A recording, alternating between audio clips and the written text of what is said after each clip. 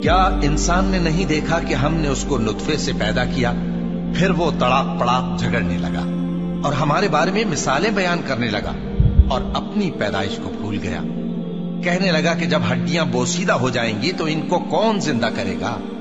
कह दो कि इनको वो जिंदा करेगा जिसने इनको पहली बार पैदा किया था, और वो हर तरह की तकलीफ को जानता है।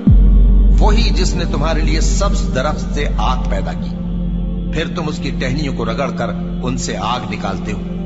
भला जिसने आसमानों और जमीन को पैदा किया, क्या वो इस बात पर कादिर नहीं कि इनको फिर वैसे ही पैदा कर दे? क्यों नहीं? और वो तो सब कुछ पैदा करने वाला, कामिल इल्म वाला है। उसकी शान ये है कि जब वो किसी चीज का इरादा करता है तो उससे फरमा देता है कि हो जा, तो वो हो जाती है। वो जात पाक है जिसके हाथ में हर चीज की हुकूमत है और उसी की तरफ तुमको लौट कर जाना है।